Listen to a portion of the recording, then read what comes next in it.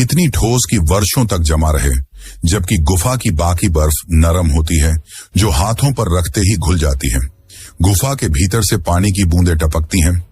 इन्हीं बूंदों से धीरे धीरे शिवलिंग आकार लेता है और इसी स्थान को अमृत की गुफा कहा जाता है, क्योंकि पुराणों के अनुसार यहीं भगवान शिव ने माता पार्वती को अमर कथा सुनाई थी। वह कथा जिसे कोई और न सुने, इसलिए शिव ने पहले नंदी को, फिर चंद्रमा, सर्प, गण और पंच तत्वों को भी त्याग दिया। यहां तक कि उन्होंने अपने प्रिय रुद्र गणों को भी बाहर छोड़ दिया, ताकि केवल पार्वती यह कथा सुन सके। और यही कारण है कि इस गुफा को तीर्थों का तीर्थ कहा जाता है। यह केवल एक धार्मिक स्थल नहीं, यह एक अनुभव है जो आपको जीवन, मृत्यु और पुनर्जन्म की गहराई से परिचित कराता है। यहां आने वाले श्रद्धालु कोई साधारण यात्रा नहीं करते। कोई पैदल चलता है, कोई डंडी में सवार होकर आता है, तो कोई बर्फ में नंगे पांव, सिर्फ इसलिए कि एक झलक मिल जाए उस शिवलिंग की, जिसे देखना मानो साक्षात शिव के दर्शन करना है।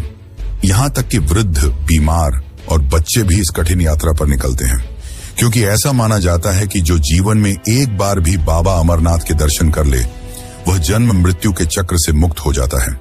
यात्रा कठिन है, लेकिन जब आप गुफा के सामने पहुंचते हैं, ठंडी हवाओं के बीच घंटियों की आवाज, हर हर महादेव की गूंज और सामने बर्फ से बने शिव की उपस्थिति, तो मन, वचन और आत्मा तीनों एक साथ झुक जाते हैं। यह है अमरनाथ, जहां हर साल साक्षात शिव हिम के रूप में प्रकट होते हैं। एक ऐसा धाम जहां विज्ञान भी मौन हो जाता है। पर क्या आपने सोचा है कि पर्वत की इन ऊंचाइयों के बीच इतने दुर्लभ स्थान पर इस गुफा की खोज किसने की? माना जाता है कि इस गुफा की खोज एक मुस्लिम चरवाहे ने की थी। तो चलिए अब जानते हैं इस गुफा की खोज का असली इतिहास, जिसे आपसे छुपाया गया।